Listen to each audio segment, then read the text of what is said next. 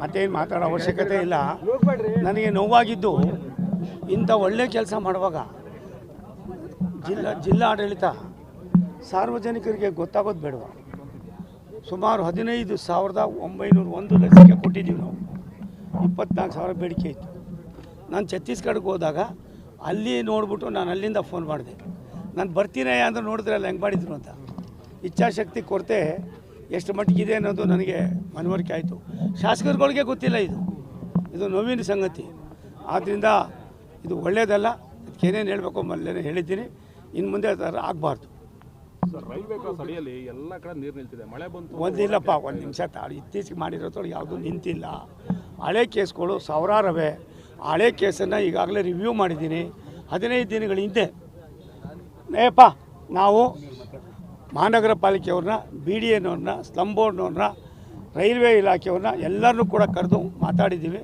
ಇದು ಕರ್ನಾಟಕ ರಾಜ್ಯದ ಒಂದಲ್ಲ, ಇಡೀ ರಾಷ್ಟ್ರದಲ್ಲಿ ಈ ಕೆಲಸ ನೋವಿತ್ತು. ಅದಕ್ಕೋಸ್ಕರವಾಗಿ ನಾವು ಅದನ್ನೇನು ಮಾಡಿದ್ದೀವಿ, ಅದನ್ನು ಒಂದು ಸಾರಿ ಅದನ್ನು ಫೀಸಿಬಿಲಿಟೀಸ್ ತೊಗೊಂಡು ಏನೇನು ಬೇಕೋ ಎಲ್ಲ ಅಭಿವೃದ್ಧಿ ಮಾಡಿ, RUBಗಳು ಮೇಲ್ಸೇತುವೆ ಕೆಳ ಸೇತುವೆಗಳಲ್ಲಿ ಒಂದು ಲೈಟ್ ಅನ್ನೋದೇ ಗೊತ್ತಿರಲಿಲ್ಲ, ಅವೆಲ್ಲವನ್ನು ಕೂಡ ಮಾಡಿ ಇನ್ನು ಮುಂದೆ ಆಯಾ ಪಂಚಾಯಿತಿಗಳಿಗೆ ಅದನ್ನು ಯಾಕೆ ಕೊಡಬಾರ್ದು ಅನ್ನೋ ಚಿಂತನೆ ನಡೀತಾ ಇದೆ. ಇದು ನಾನು ಬಂದ ಮೇಲೆ ಆಗಿರೋದು. ಬೆಂಗಳೂರು ಸುತ್ತ 100 ಕಿಲೋಮೀಟ್ರ್ ದೂರದಲ್ಲಿ ಎಷ್ಟಿದೆ ಅಂತ ಯಾರಿಗೂ ಗೊತ್ತಿರಲಿಲ್ಲ. ಆ 100 ಕಿಲೋಮೀಟ್ರ್ ದೂರದಲ್ಲೇ ನೀವೆಲ್ಲ ಬರೋದ್ರಿಂದ ಇಂಥ ಅನೇಕ ಯೋಜನೆಗಳನ್ನು ಕಾರ್ಯರೂಪಕ್ಕೆ ತರ್ತಕ್ಕಂಥದಕ್ಕೆ ಸುಮಾರು 100 ಕೆಲಸಗಳು ನಡೀತಾ ಇದೆ. ನೀವೇನು ಹೇಳಿದ್ದೀರಿ ಅದು ನಿಜವಾಗ್ಲೂ ಅವಶ್ಯಕತೆ ಇದೆ, ಅದನ್ನು ಮಾಡ್ತೀವಿ. ತುಮಕೂರನ್ನು ಬೆಂಗಳೂರು ಉತ್ತರಕ್ಕೆ ಸೇರಿಸಬೇಕು ಅನ್ನುವಂಥದ್ದು ಡಾಕ್ಟ್ರು ಅವ್ರು ಯಾವ ಎಮೋಷನಲ್ಲಿ ಇದ್ರೂ ಗೊತ್ತಿಲ್ಲ. ಅದಾದಮೇಲೆ ನಾನು ಮಾತಾಡಿದೆ, ಯಾಕೆ ಡಾಕ್ಟ್ರೆ ಏನಾಗಿತ್ತು ನಿಮಗೆ ಅಂತ ಕೇಳಿದೆ. ಇಲ್ಲ ಕಣಣ್ಣ ಏನೋ ಆಗೋಯ್ತು, ಅದು ಹೇಳ್ಬಾರ್ದಾಗಿತ್ತು ಹೇಳ್ಬಿಟ್ಟೆ ಅಂದರು. ಹಾಗಾಗಿ ಮತ್ತೆ ಜಾಸ್ತಿ ಅಲ್ಲ, ಅಷ್ಟೊಂದು ಪ್ರಶ್ನೆ ಚರ್ಚೆ ಮಾಡೋದು ಬೇಡ. ಅವೆಲ್ಲ ಆಗೋದಿಲ್ಲ. ಪುಣ್ಯ ಭೂಮಿ ಇದು, ಇತಿಹಾಸ ಇರ್ತಕ್ಕಂಥ, ಐತಿಹಾಸಿಕ ಹಿನ್ನೆಲೆ ಇರ್ತಕ್ಕಂಥದ್ದು ತುಮಕೂರು ವಿಶ್ವದ ಭೂಪಟದಲ್ಲಿ ತುಮಕೂರಾಗಿ ಉಳಿಬೇಕಲ್ಲ. ತುಮಕೂರು ಕೊಟ್ಟಿರ್ತಕ್ಕಂಥ ಕೊಡುಗೆ, ಈ ತುಮಕೂರಿನಲ್ಲಿದ್ದಂಥ ತಪಸ್ವಿಗಳ ಒಂದು ಆಶೀರ್ವಾದ, ಪ್ರಾಯಶಃ ಬೇರೆಯವ್ರು ಮಾಡಿರ್ತಕ್ಕಂಥ ದೊಡ್ಡ ದೊಡ್ಡ ಸಾಧನೆಗಳು ಅದು ಹಂಗೆ ಇರಬೇಕಾಯ್ತದೆ. ಡಾಕ್ಟ್ರ್ ಯಾಕೆ ಹೇಳೋರು ಗೊತ್ತಿಲ್ಲ, ಅದು ನಾನು ಮಾತಾಡಿದ್ದೀನಿ. ಅದು ಅವಶ್ಯಕತೆ ಇಲ್ಲ ಅನ್ನೋದು ಕೂಡ ರೈಲ್ವೆ ನಿಲ್ದಾಣಕ್ಕೆ ಶ್ರೀಗಳ ಹೆಸರು ಇಡೋದು ಅದು ಒಂದು ಹಂತಕ್ಕೆ ಬಂದಿದೆ. ಅದ್ರ ಪಾಡಿಗೆ ಅದು ಆಯ್ತದೆ, ಎಲ್ಲ ಆಯಿತು, ಅವೆಲ್ಲ ಆಗಿದೆ, ಕೆಲಸ ನಡೀತಾ ಇದೆ. ಇದೆಲ್ಲ ಮುಗಿದ ಮೇಲೆ ದೊಡ್ಡವರೇ ಬರ್ತಾರೆ. ನಿಮ್ಮ ಸ್ನೇಹಿತರು ನಾಡೋದು ಮುಖ್ಯಮಂತ್ರಿ ಆಗ್ತಾ ಇರ್ತಕ್ಕಂಥ ಒಂದು ರಾಜ್ಯಕ್ಕೆ ಒಳ್ಳೆ ಕೆಲಸ ಮಾಡಲಿ, ರಾಜ್ಯಕ್ಕೆ ಒಳ್ಳೆ ಕೆಲಸ ಮಾಡಲಿ.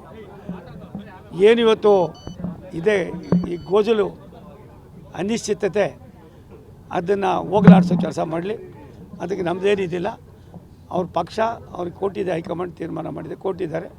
ಅವ್ರ ಅನುಭವವನ್ನು ಹಂಚ್ಕೊಳ್ಳಿ. ನೀನು ನನಗೆ ಬೇಕಾದವರು, ಎಲ್ಲರೂ ಒಂದು ಹೇಳ್ತೀನಿ ಕೇಳಿ. ಯಾರಿಗಾರು ಶತ್ರುಗಳಲ್ಲ, ಯಾರಿಗಾರು ಮಿತ್ರರಲ್ಲ. ಆತ್ಮೀಯತೆ ಅನ್ನೋದೇ ಬೇರೆ, ರಾಜಕಾರಣನೇ ಬೇರೆ. ಆದರೆ ಉಪಯುಕ್ತವಾದ ಸಂದರ್ಭದಲ್ಲಿ ಅವಕಾಶ ಸಿಕ್ಕಿದಾಗ ಏನು ಮಾಡ್ಬೋದು ಅಂತ ಅವ್ರಿಗೆ ಏನಾದ್ರು ಅರಿವಿದ್ರೆ ಆ ಕೆಲಸ ಅವ್ರು ಮಾಡಿದ್ರೆ ಒಳ್ಳೇದು.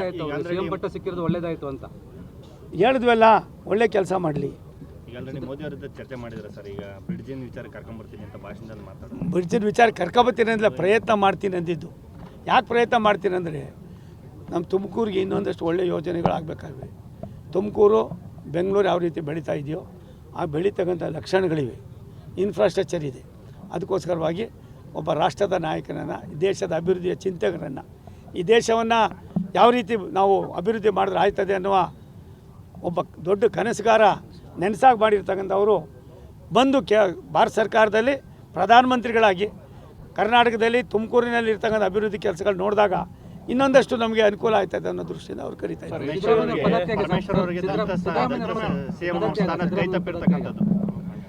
ಒಂದು ನಿಮಿಷ ತಾಳು. ಯಾರಿಗೆ ಪದತ್ಯಾಗ ಮತ್ತೊಂದು ಮಗದೊಂದ್ರ ಬಗ್ಗೆ ಚರ್ಚೆ ಅವಶ್ಯಕತೆ ಇಲ್ಲ. ಅಭಿವೃದ್ಧಿ ಆಗಬೇಕು. ಅಭಿವೃದ್ಧಿ ಬಗ್ಗೆ ಅವ್ರು ಯಾವ ರೀತಿ ಮಾಡ್ತಾರೋ ನೋಡೋಣ. ಬಿಜೆಪಿ ರಾಜ್ಯ ಬದಲಾವಣೆ ಆಗುತ್ತಾ ಅಂತ ನೋಡಪ್ಪ, ನನ್ನ ಹತ್ರ ಯಾವುದೂ ಮಾಹಿತಿ ಇಲ್ಲ. ವ್ಯಕ್ತಿಗಿಂತ ಪಕ್ಷ ದೊಡ್ಡದು, ಪಕ್ಷಕ್ಕಿಂತ ದೇಶ ದೊಡ್ಡದು ಅನ್ನೋದು ನನ್ನ ಸ್ಪಷ್ಟವಾದ ಅಭಿಪ್ರಾಯ ಇರುವಾಗ ನಾನು ಭಾರತ ಸರ್ಕಾರದ ಮಂತ್ರಿಯಾಗಿ ಕೆಲಸ ಮಾಡ್ತಾಯಿದ್ದೀನಿ. ಇತ್ತೀಚಿನ ಬೆಳವಣಿಗೆಗಳು ಯಾವ ರೀತಿ ಆಗಿದೆಯೋ ಅದ್ರ ಬಗ್ಗೆ ನನ್ನ ಮಾಹಿತಿ ಇಲ್ಲ. ಹೈಕಮಾಂಡು ಪಕ್ಷ ಅವ್ರ ತೀರ್ಮಾನಕ್ಕೆ ನಾವು ಬದ್ಧರಾಗಿರ್ತೀವಿ. ಪಕ್ಷದ ಸಂದೇಶಕ್ಕೆ, ಪಕ್ಷ ಹೈಕಮಾಂಡ್ನ ಒಂದು ಸೂಚನೆಗೆ ನಾವೆಲ್ಲ ಭದ್ರಾಗಿರ್ತೀವಿ. ನವೆಂಬರ್ ಡಿಸೆಂಬರ್ ಸರ್ ಬದಲಾವಣೆ ಅಲ್ಲ, ಭದ್ರಾಗಿರ್ತೀವಿ. ನನಗೆ ಗೊತ್ತಿಲ್ಲ, ಏನೂ ಗೊತ್ತಿಲ್ಲ. ಹೈಕಮಾಂಡ್ ಏನು ತೀರ್ಮಾನ ಮಾಡ್ತಾರೆ ಅದಕ್ಕೆ ನಾವು ಭದ್ರಾಗಿರ್ತೀವಿ. ನಿರ್ಭೀತ, ನಿಷ್ಪಕ್ಷಪಾತ, ವಿಶ್ವಾಸಾರ್ಹ ಸುದ್ದಿಗಳಿಗೆ ಮತ್ತೊಂದು ಹೆಸರಾಗಿರುವ ನ್ಯೂಸ್ 18 ಕನ್ನಡ ಈಗ ಆಪ್ನಲ್ಲೂ ಲಭ್ಯವಿದೆ. ದಯವಿಟ್ಟು ಇಲ್ಲಿರುವ QR ಕೋಡ್ ಅನ್ನು ಸ್ಕ್ಯಾನ್ ಮಾಡಿಕೊಂಡು ಆಪ್ ಡೌನ್ಲೋಡ್ ಮಾಡೋದಕ್ಕೆ ಮರಿಬೇಡಿ. ನಿಮ್ಮ ಬೆಂಬಲ ಹೀಗೆ ಸದಾ ನಮ್ಮೊಂದಿಗಿರಲಿ. ಧನ್ಯವಾದ.